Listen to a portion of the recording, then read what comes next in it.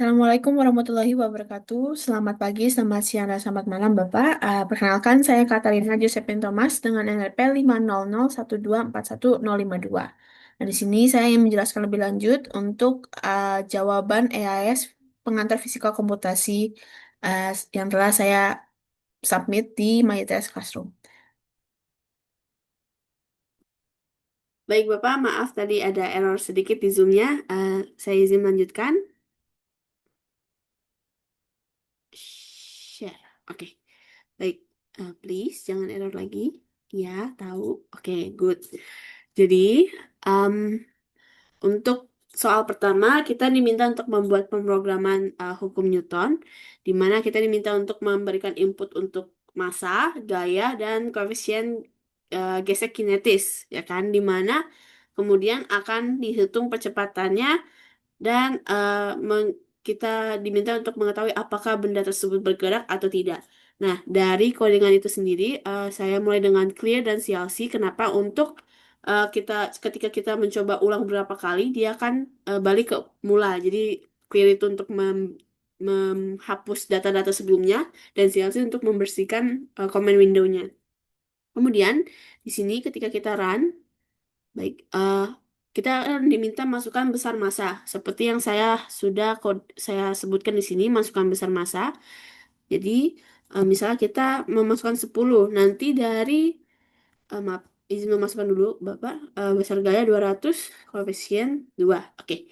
Jadi ketika kita sudah memberikan angka-angka di command window ini, nanti eh, MATLAB akan memberikan eh, angka tersebut ditugaskan kepada satu variabel yang sudah saya minta. Jadi seperti M, ketika saya memasukkan besar massa sebesar 10, M itu akan bernilai 10 dan seterusnya.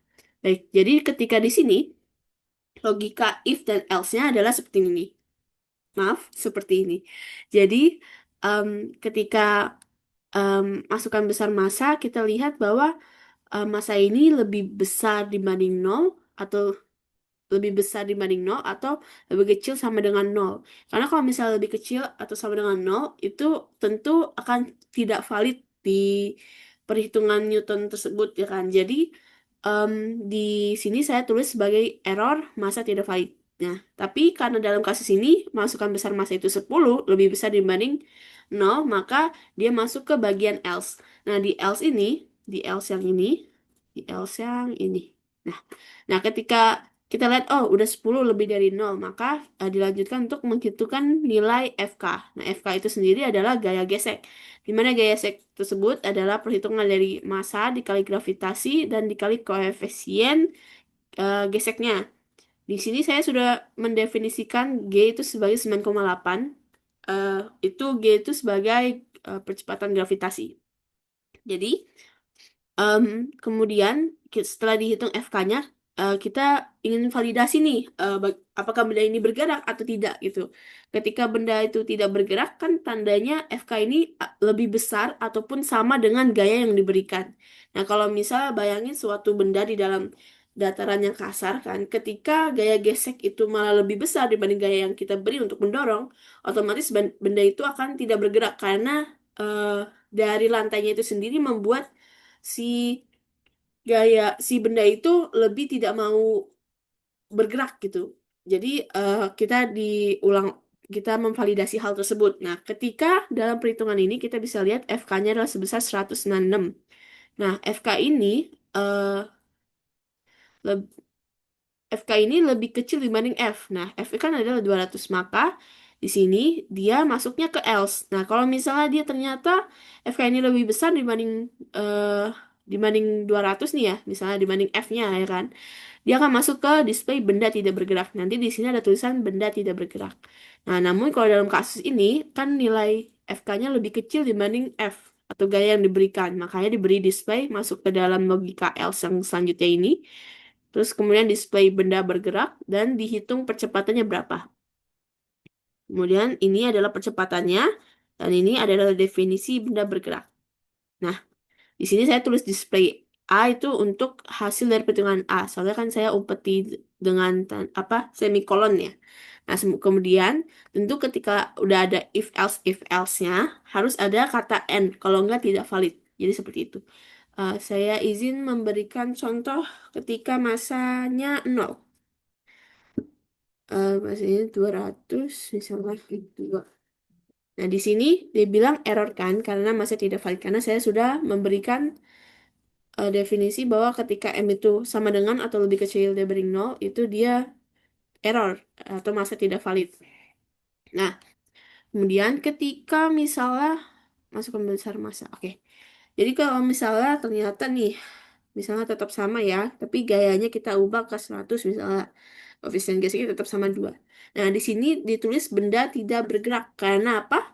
Karena dari FK dan F-nya sendiri itu F lebih kecil dibanding FK. Which mean berarti lantai tersebut, misalnya dalam suatu kasus itu, lantai tersebut akan cenderung membuat benda itu untuk jangan bergerak karena aku lebih besar dibanding gaya yang diberikan atau gaya asing yang diberikan kepada kamu gitu. Ya, kayak hubungan lah, Pak. Jadi, kita lanjut ke eh, soal kedua. Nah, soal dua itu kita mencari akar melalui metode biseksi. Jadi, sudah saya transaction. Di sini saya jelaskan terlebih dahulu. Untuk codingannya seperti yang tadi, clear dan CLC tetap sama untuk membersihkan. Terus kemudian ini ada fungsinya karena diberikan fungsi sebesar x pangkat 3 dikurang 4 x dikurang 9. Jadi saya masukkan ke dalam sini, saya definisikan. Kemudian untuk intervalnya antara 2 dan 3. Berarti A sama dengan 2 dan B sama dengan 3. Nah, kemudian saya masukin fprint eh, apa sih tanda kutip 1 iter slash t slash t t maaf slash t a slash t slash t b dan sebagainya itu untuk memunculkan keterangan seperti ini yang saya tandai. Nah, di sini slash T itu maksudnya apa? Itu mengartikan untuk memberitahu method bahwa setelah iter itu mohon dikasihkan jarak atau dikasih tab gitu. Jadi dari iter dan A dan B-nya itu ada jarak. Ketika misalnya tidak ada jarak atau tidak diberi slash T itu nanti semua akan clutter gitu. Jadi akan menempel satu sama lain. Nah, dalam metode biseksi kan kita menggunakan iterasi. Nah, karena diminta dalam soal itu untuk melakukan iterasi sebanyak 4 kali, maka kita akan menggunakan logika for, bukan while. Sedangkan kalau while kan dilakukan iterasi sampai salah satu syaratnya tidak berlaku lagi kan. Nah, kalau for itu bisa kita tentuin mau berapa. Jadi misalnya nih dari for ini kita minta I itu dalam kasus ini adalah iterasi. I-nya itu sebesar 1 sampai 4 gitu. Jadi sini kan 1 sampai 4. Nah, jadi metode biseksi itu sendiri kan rumusnya adalah X sama dengan A tambah B slash 2 dan sebagainya. Nah, di sini juga kita definisikan F A sama dengan fungsi A, F B sama dengan fungsi B, F X sama dengan fungsi F X. Nah, kembali lagi di sini ada tulisan F print, ini sama dengan seperti yang saya bilang untuk mendefinisikan hasilnya di command window. Tapi apa yang membedakannya dengan persentase titik 6 ini itu untuk memberikan semacam instruksi khusus untuk MATLAB buat memberikan perhitungan sampai 6 titik desimal akhir gitu. Jadi seperti yang bisa dilihat bahwa setelah ini kita ada tetap definisi I, A, B, X, F, A, F, B, dan F, X itu untuk memberitahu MATLAB ini bahwa masing-masing ini adalah 6 desimal terakhir gitu dan sebagainya. Baik.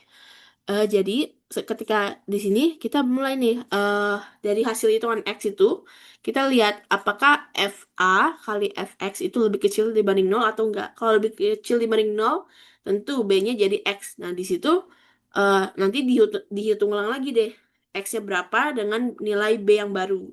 Nah, itu dilakukan sebanyak 4 kali. Nah, tapi ketika misalnya nih salah satu seperti yang misalnya FA kali FX ini ternyata lebih besar dibanding 0, kan berarti masuknya ke else kan. Nah, di else itu dia kan mengganti nilai A sebagai X yang baru. Nah, jadi ketika nanti dihitung iterasi selanjutnya, nanti yang berubah adalah nilai A-nya gitu. seperti metode biseksi seperti umumnya. Nah, untuk grafik itu sendiri, saya masukin D9 input grafik tanda tanya. Itu sebenarnya nggak diminta khusus untuk seperti itu, tapi saya ingin memudahkan agar tidak terganggu ketika saya meran itu tiba-tiba muncul lagi, muncul grafiknya secara tiba-tiba. Saya memberikan instruksi khusus untuk MATLAB bahwa kalau pengen nampilin grafik minta persetujuan gitu. Mau nanya nggak kasih grafik atau enggak. Jadi ketika saya input nilai satu atau dibilang true, dianggap true sama MATLAB, jadi dia akan memberikan grafik yang telah dihitung. Nah, di sini.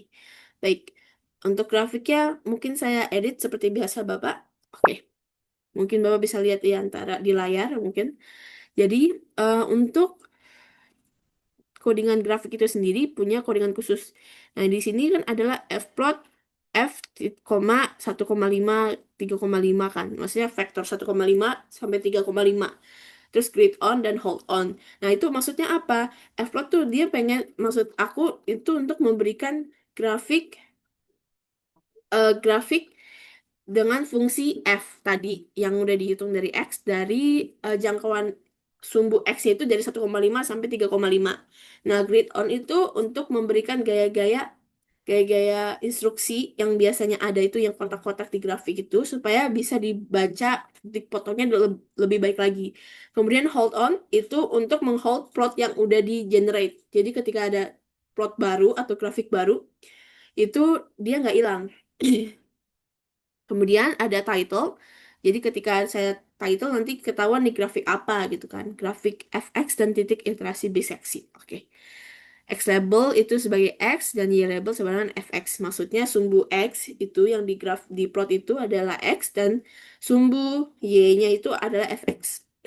Nah, di sini kenapa kita perlu mendefinisikan ulang A ini dari A ini 2 dan B ini sama dengan 3 gitu kan? Karena takutnya ketika misalnya setelah grafik ini dibawa setelah N yang sebelumnya, perhitungan biseksi sebelumnya, takutnya dia anggap A sama B ini adalah dari hasil terakhir ini. Padahal kan kita maunya dia grafik dari awal kan. A2 sama dengan B dan B sama dengan 3. Jadi didefinisikan ulang, kemudian dihitung, maaf, dihitung seperti biasa. Maaf, dihitung seperti biasa kembali dengan metode biseksi. Dan oke, selesai. Nah, ini kalau misalnya saya tulis grafik itu ketika ditanya grafik, saya tulis nol, nanti displaynya oke, itu. Oke, baik. Lanjut ke nomor tiga. Oh, nomor 2 itu ada pertanyaan tambahan.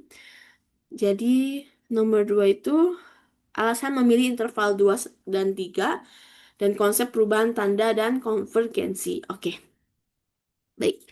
Jadi, dalam ini kenapa eh, intervalnya itu 2 dan 3? Kenapa? Karena ketika misalnya kita lihat ya, dalam FA dan FB ini kita lihat ketika A-nya 2 dan B-nya 3 itu memberikan tanda yang berbeda ya kan. Jadi salah satu syarat di metode biseksi itu sendiri FA kali FB itu harus lebih kecil dari nol atau berbeda tanda. Karena kalau misalnya nggak berbeda tanda, takutnya nanti konvergensinya lambat banget karena nggak akan bertemu-temu gitu. Nah, makanya salah satu syarat metode metode biseksi dan regula falsi juga harus berbeda gitu. Dari FA dan FB-nya harus berbeda. Nah, em, kemudian pertanyaannya perubahan tanda ya. Baik. Baik, jadi konvergensi itu sendiri adalah kan ketika dua titik ini lama-lama bertemu kan, atau saling mendekati. Nah, itu karena perubahan tanda tadi. Kalau misalnya dalam tujuan metode biseksi untuk nyari akar kan, kita mencari yang lama-lama mereka bertemu di titik nol gitu kan. Di situ kan jadi akarnya kan. Nah, kalau misalnya tadi misalnya intervalnya itu ternyata nggak berbeda tanda, itu takutnya nggak ketemu-ketemu atau konvergensinya lambat banget sehingga kita tidak menemukan akar atau iterasinya bahkan lebih banyak gitu. Baik, lanjut ke nomor 3. Baik, nomor 3 ini masih dengan fungsi yang sama tapi menggunakan metode regula falsi. Regula falsi itu tandanya kita kayak menebak-menebak tapi kayak trial dan error seperti itu.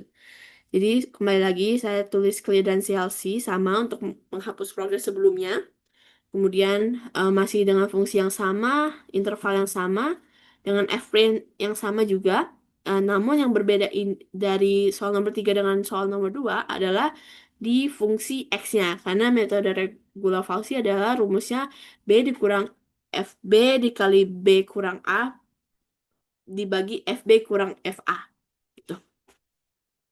Kemudian tentu didefinisikan ulang fx sama dengan fx, fungsi x. Terus di f-prime juga sama, tetap sama. Dan di sini divalidasi ketika misalnya fa-nya dikali fx lebih kecil dibanding 0, b-nya jadi x. Kalau enggak, ya a-nya jadi x. Terus diulang iterasi sampai 4. Begini. Dan ini adalah hasil perhitungannya dari untuk metode regular Falsi.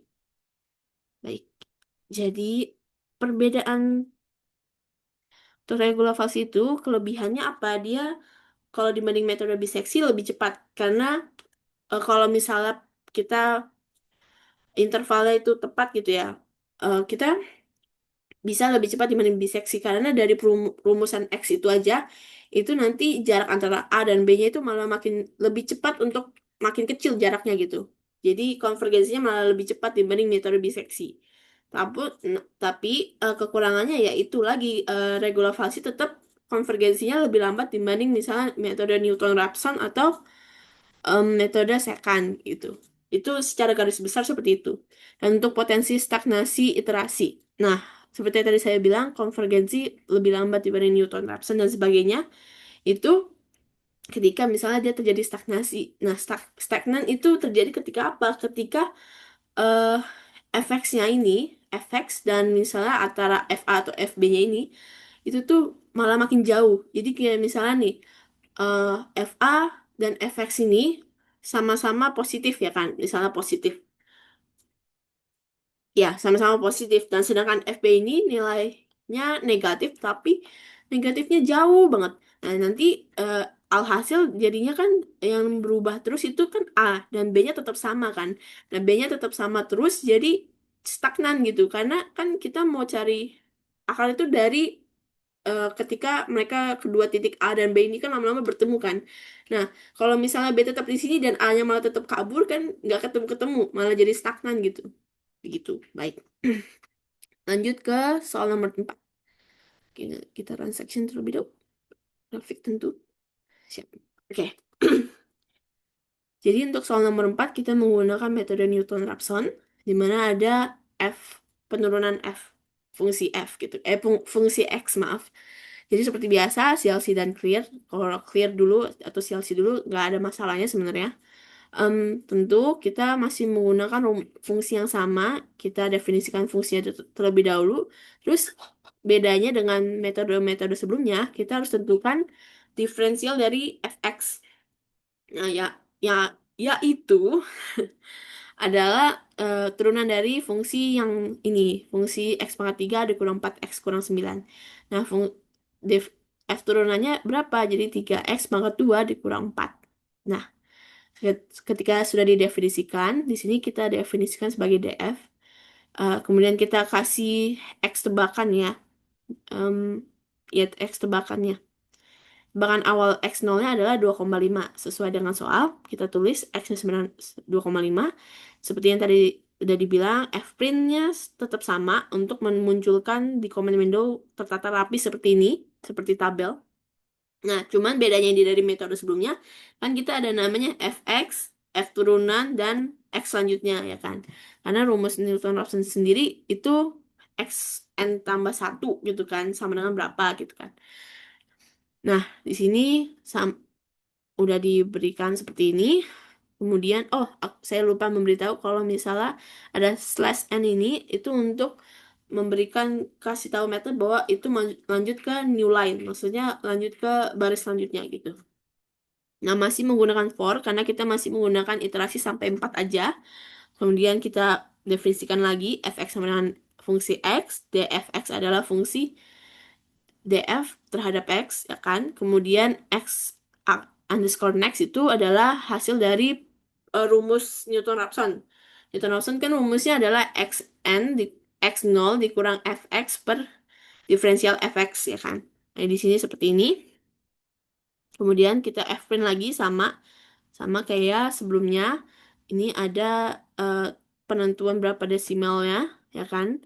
Kemudian kita masukin deh dari perhitungan x tadi, x underscore n next ini dijadiin x baru, nanti jadi x0 baru. Kemudian diulang lagi deh iterasinya. Lanjut, seperti tadi, D input, saya ingin memberikan tambahan kecil untuk ditanya grafik atau enggak. Kalau misalnya saya tulis satu, dianggap true, dan true jadi masuk di perhitungan grafiknya. Kalau misalnya else, itu, oh, else-nya hilang, guys. Tambah-tambah dulu.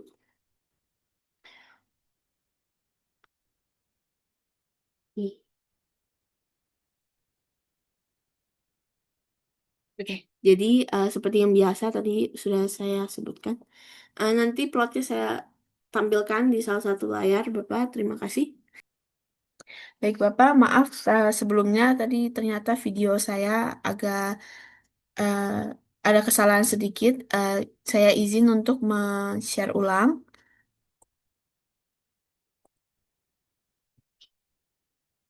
Baik, baik. Untuk soal nomor 4, saya ingin menjelaskan terlebih dahulu, mau menjelaskan kembali. Untuk ketika setelah iterasi, itu nanti ditanya mau grafik atau tidak, ya kan? Seperti yang sudah saya codingkan, saya definisikan di sini, dia input sama dengan grafik. Nah, nanti mungkin saya munculkan kembali untuk grafiknya. Dan di sini, ketika misalnya saya ketik satu, dia anggap bahwa saya mau grafik, jadi sebagai true, maka dikasih plot gitu kan, di generate grafiknya. Nah, dari sini kita bisa lihat bahwa eh, sama seperti sebelumnya, itu fungsinya dari interval x 1,5 sampai 3,5.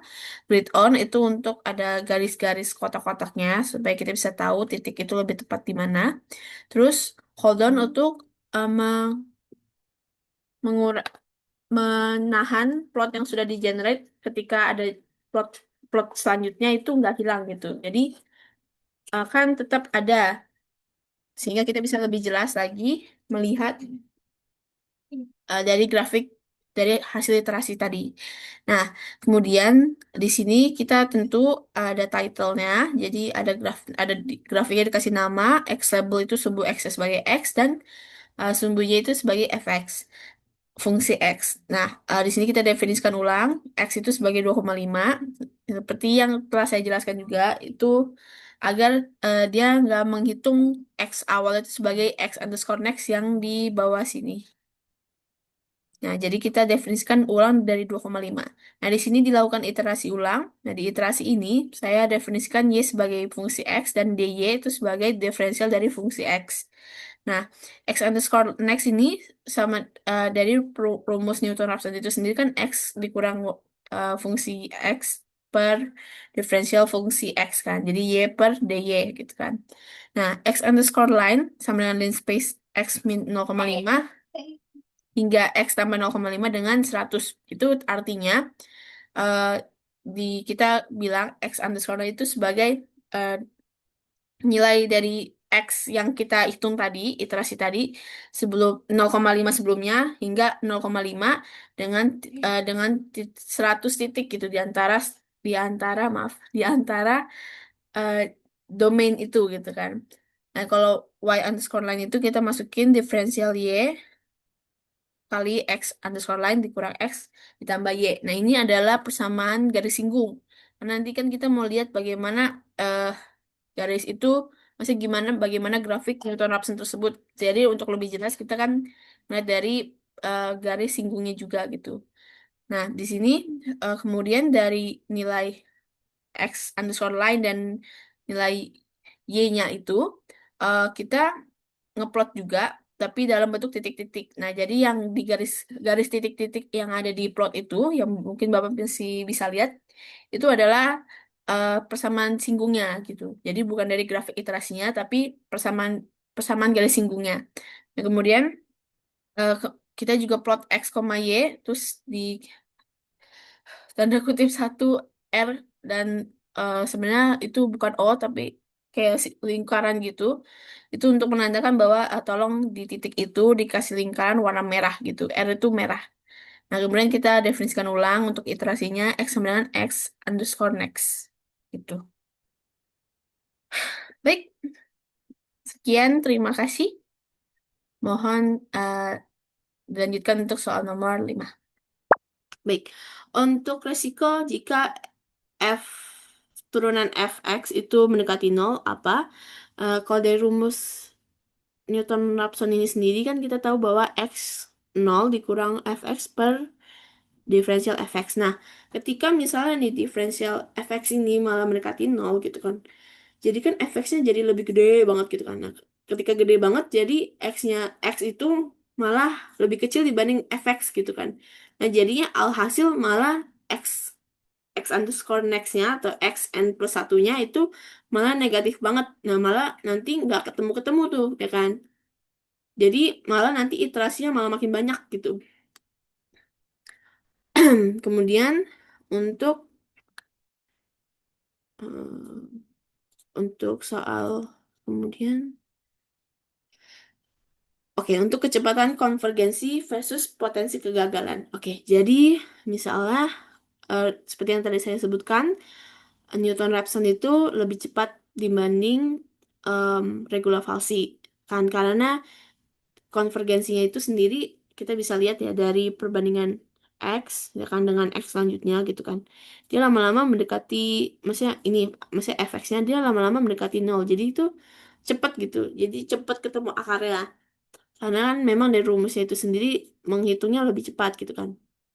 Tapi ketika misalnya seperti tadi diferensial fx-nya itu malah mendekati nol gitu atau benar-benar mendekati nol atau bahkan nol itu nanti iterasinya jadi lebih banyak dan iterasinya banyak itu malah membuatkan hasil yang tidak akurat atau kayak jauh gitu karena iterasinya harus banyak gitu. Jadi takutnya gagal gitu. Malah perhitungannya melenceng. Baik, lanjut ke soal terakhir, nomor 5. Seperti tadi yang sudah saya sebutkan, clear dan CLC sama seperti biasa. Kemudian definisikan fungsinya, masih sama fungsinya. Tapi kali ini untuk metode second. Nah, metode second ini kita menggunakan x0 sebagai 2, sama dengan 2 dan x1 sama dengan 3. X1 ini dalam kasus ini adalah xn. Kalau dalam rumus metode second biasa. Baik, untuk fprint tetap sama untuk mempercantik atau memberikan keterangan di comment window seperti berikut. Xpref itu atau x previous itu adalah x0, x itu adalah xn atau x1, f f fungsi xpref dan fungsi x itu samalah seperti biasa fungsi dari x previous dan fungsi dari xn. Nah, x next itu adalah xn tambah satu. Nah, baik. Untuk seperti biasa, karena di soal diminta untuk 4 iterasi saja, maka kita menggunakan logika for. Dari for ini, I sama dengan 1 sampai 4. Kemudian kita definisikan ulang f0 sebagai dengan fungsi x0, f1 sebagai fungsi f x1. Dan x underscore next sebagai dengan rumus second, yaitu x1 atau xn dikurang F1 dikali X1 dikurang X0 dibagi F1 dikurang F0. F1 itu adalah fungsi X1 dan F0 itu adalah fungsi X0 seperti yang sudah didefinisikan. Kemudian ini adalah sama seperti biasa fprint untuk memberikan layout seperti di command window dengan desimal 6 ke belakang. Kemudian didefinisikan ulang X0 ini menjadi X1 dan X1 sama dengan X underscore next. Nah, baik. Untuk soal secant itu sendiri, perbedaan metode secant dengan Newton-Raphson dan efek memilih tebakan awal yang berjauhan. Baik, perbedaan salah satunya yang paling garis besar adalah kalau dari Newton-Raphson, kita kan em, harus ada diferensial fungsinya kan. Nah, kalau misalnya diferensial fungsi yang tadi ternyata mendekati nol atau bahkan sama dengan nol gitu, kita nggak ada fungsinya, gitu, nggak ada diferensial fungsinya, kan nanti takutnya gagal malah jadi error kan. Nah, disinilah secant bekerja gitu. Jadi kalau secant ini nggak perlu ada turunan lagi, turunan dari fungsi. Maka kalau misalnya turunan fungsi itu ternyata nol, maka kita bisa menggunakan secant gitu. Nah, secant ini dia pakai tebakan di antara dua titik gitu kan, X. Misalnya X0 dan X1 gitu kan. Kemudian em, kalau maaf, efek memilih tebakan awal yang berjauhan. Baik, kalau misalnya awal tebakan awalnya nih X0 dan X1-nya ini malah jauh banget di antara dua itu, nanti ya balik lagi iterasinya malah makin banyak gitu. Karena nanti lama-lama dari secara perhitungan X0, X1 sama X underscore next-nya itu nanti malah tetap jauh gitu kan. Dan itu jaraknya jauh bagaikan kayak misalnya kita di antara dua titik kita bisa bertemu di satu titik tapi jarak kita tuh jauh gitu dari dua titik tersebut kan nanti malah memakan waktu karena kita harus melangkah lebih banyak lagi dibanding kalau ketika kita lebih dekat terhadap titik pertemuan itu ya kan. Jadi di sini sama lah konsepnya ketika misalnya X0 dan X1 itu saling berjauhan ya kan. Jadi iterasinya akan lebih banyak. Nah, ketika iterasi lebih banyak takutnya malah jadi membebani atau malah bisa menyebabkan perhitungan akar yang error atau gagal gitu. Baik. Baik, sekian Bapak, terima kasih. Maaf atas jika ada kesalahan. Saya izin pamit. Semoga keluarga Bapak selalu diberkati dan dilindungi oleh Tuhan. Amin. Stop share.